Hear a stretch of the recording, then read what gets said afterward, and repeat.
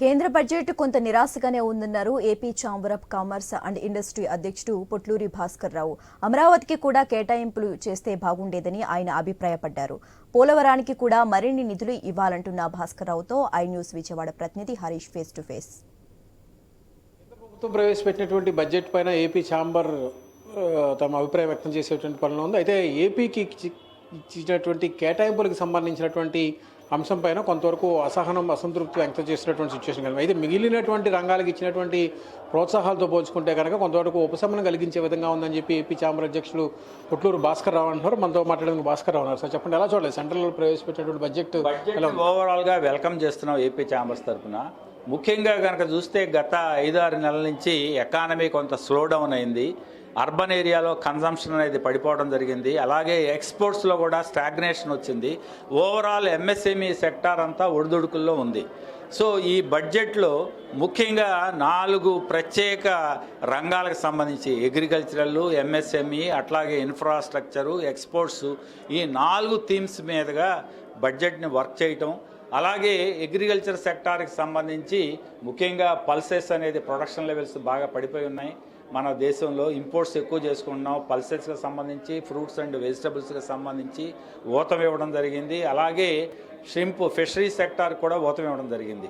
ఇక ఎంఎస్ఎంఈకి వచ్చేపాటికి మన రాష్ట్రంలో దాదాపు 98-99% ఆఫ్ ద మ్యానుఫ్యాక్చరింగ్ అంతా ఎంఎస్ఎంఈ సెక్టార్ కిందే జరుగుతూ ఉంది. ఈ రంగానికి సంబంధించి క్లాసిఫికేషన్ మార్చడం కానీ, అలాగే క్రెడిట్ గ్యారంటీ కవర్ ఇవ్వటం కానీ, అలాగే క్రెడిట్ బూస్ట్కి సంబంధించి, రెండోది ఈ లెదర్ మ్యానుఫ్యాక్చరింగ్కి సంబంధించి కొత్త స్కీమ్ని పెడతామంటాం. అలాగే టాయ్స్ మ్యానుఫ్యాక్చరింగ్కి సంబంధించి, తర్వాత ఈ కొత్త ఎంటర్ప్రెన్యూర్స్, ఉమెన్ ఎంటర్ప్రెన్యూర్స్ కానీ, మైక్రో ఎంటర్ప్రైజెస్ కానీ ఊతం ఇవ్వడానికి వాళ్ళకి వేరియస్ రకాలుగా క్రెడిట్ కార్డు ఫెసిలిటీస్ కానీ, లేకపోతే టర్మ్ లోన్స్ 2 crores వరకు ఇవ్వటానికి కానీ, ఇవన్నీ అనౌన్స్మెంట్స్ అనేది బాగా జరిగింది.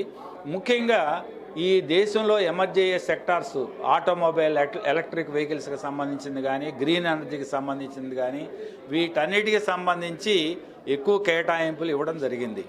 మన రాష్ట్రం వరకు వచ్చేపాటికి కొన్ని ఎందుకంటే రాష్ట్రం చాలా ఒడిదుడుకుల్లో ఉంది, ఫైనాన్షియల్గా డిస్ట్రెస్ పొజిషన్లో ఉంది. గత 5-6 సంవత్సరాల నుంచి కూడా బాగా విపరీతమైన లోటు బడ్జెట్, మనం డెట్ కూడా బాగా హయ్యర్ లిమిట్స్కి వెళ్ళిపోవటం, ఇవన్నీ గమనించి మనకి ప్రత్యేకంగా బడ్జెట్ అనౌన్స్మెంట్ చేస్తారని చెప్పి ఊహించడం జరిగింది. అన్ఫార్చునేట్గా స్పెసిఫిక్గా మన రాష్ట్రానికి సంబంధించి ఏమీ ప్రత్యేక కేటాయింపులు జరిగినట్టుగా అనిపించట్లేదు. ముఖ్యంగా ఇండస్ట్రియల్ కారిడార్స్ కానీ, అట్లాగే రైల్వేస్కి సంబంధించిన ప్రతిపాదనలకు సంబంధించినవి కానీ, తర్వాత అమరావతి క్యాపిటల్కి సంబంధించి కానీ, వీటన్నిటికీ ఇక మనకి నేషనల్ వాటర్ వేస్ కానీ, ఇండస్ట్రియల్ కారిడార్స్ కానీ, అలాగే మనం కనుక చూస్తే పోలవరం ప్రాజెక్ట్స్ కానీ, ఇవన్నీ త్వరితంగా పూర్తవ్వాలి నెక్స్ట్ 3-4 yearsలో అనుకున్నప్పుడు ఈ రొటీన్గా కేటాయింపులు కాకుండా ప్రత్యేక కేటాయింపులు జరిగినప్పుడే ఇవన్నీ కంప్లీట్ అయ్యి రాష్ట్రం కాస్తో కోస్తో నిలదొక్కునే అవకాశం ఉంటుంది. కేంద్రం ప్రవేశపెట్టే బడ్జెట్ అంటే దేశం మొత్తం ఉన్నటువంటి అన్ని రాష్ట్రాలను కూడా పరిగణలో తీసుకోవాల్సి ఉంటుంది, అన్నింటినీ యూనిఫామ్గా చూడాల్సినటువంటి సిచ్యువేషన్ ఉంటుంది. కానీ ఇప్పుడు మనకు రాష్ట్రానికి చూసుకుంటే కనుక ఒకవైపు రాజధానికి సంబంధించిన నిధులు, ఇంకోవైపు పోలవరంకి సంబంధించి ఇతరత్రా ఉన్నటువంటి అంశాలు, స్టీల్ ప్లాంట్కి సంబంధించి ఇప్పటికే వీటన్నిటి కూడా కేంద్రం నిధులు కూడా కేటాయించింది. అంటే వీటిని ఓవర్కమ్ చేసే విధంగా ముందుకు వెళ్ళాలంటే, రాష్ట్రం బయటపడాలంటే ఎలాంటి చర్యలు తీసుకోవాల్సి ఉంది, దీనిలో కేంద్రం భాగస్వామ్యం ఎలా ఉండాలని చెప్పి మీరు ఛాంబర్ తరఫున భావిస్తున్నారు? మేము ముఖ్యంగా ఈ డెట్ అనేది చాలా ఎక్కువగా ఉంది. డెట్ రీస్ట్రక్చర్ చేసి డెట్ బర్డెన్ని తగ్గించగలగాలి. ఉన్న లోన్స్ అన్నింటినీ ఒకసారి రివ్యూ చేసి ఒక లాంగ్ టర్మ్ లోన్గా, వీలైతే ఇంట్రెస్ట్ ఫ్రీ లోన్స్గా కానీ అట్లాంటివి చేయటం, మనకి ఎఫ్ఎంఆర్బి లిమిట్స్ని కూడా మనకి పెంచి రాష్ట్రానికి కొంత ముందు ఫైనాన్షియల్ మజిల్ అనేది కొంత పెరగాల్సిన అవసరం ఉంది. ముఖ్యంగా ఏంటంటే సదరన్ రాష్ట్రాలు కనుక చూస్తే, సదరన్ రాష్ట్రాల్లో మనం చాలా వెనకబడిపోయి ఉన్నాం. ఇది ప్రత్యేకంగా గమనించాలి కేంద్ర ప్రభుత్వం.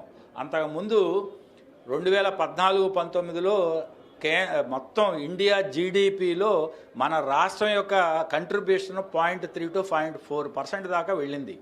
సో అట్లాంటిది ఇవాళ స్లిప్ అయి నెగిటివ్ గ్రోత్లోకి వెళ్ళాం. సో దీన్ని ఇవాళ కనుక ఆంధ్రప్రదేశ్కి ఎన్నో వనరులు ఉన్నాయి, బ్రహ్మాండమైన కోస్ట్ లైన్, దీనికి ఉన్నన్ని వనరులు ఏ రాష్ట్రానికి లేవు దేశంలో. దీని అభివృద్ధి కనుక చేయగలిగితే కేంద్రానికి కూడా జీడిపిలో విపరీతమైన కంట్రిబ్యూషన్ మన ఆంధ్రప్రదేశ్ ఇవ్వగలుగుతుంది.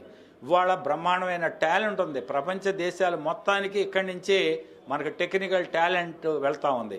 ఇక్కడ ఐటీ హబ్ అనేది క్రియేట్ చేయగలగాలి. సెంట్రల్ గవర్నమెంట్ సపోర్ట్ ఉండాలి. వాళ్ళు ఆర్టిఫిషియల్ ఇంటెలిజెన్స్ అన్నారు, స్కిల్ డెవలప్మెంట్ సెంటర్స్ అన్నారు. ఇవన్నీ ప్రత్యేకంగా కేటాయింపులు చేసి ప్రకటించుంటే బాగుండేది. అది ఇన్కమ్ ట్యాక్స్ విషయంలో కూడా చూసాం. అలాగే ఒక బ్రహ్మాండమైన క్యాపిటల్ సిటీ లేదు. వాళ్ళ హైదరాబాద్, తెలంగాణకి ఒక హైదరాబాదు, కర్ణాటక ఒక బెంగళూరు, తమిళనాడుకి ఒక చెన్నై లాంటి ఈ క్యాపిటల్ సిటీస్ ఉండబట్టే ఆ రాష్ట్రాలకు వచ్చే 60 to 70% ఇన్కమ్ ఆ క్యాపిటల్ సిటీస్ నుంచి వస్తున్నాయి.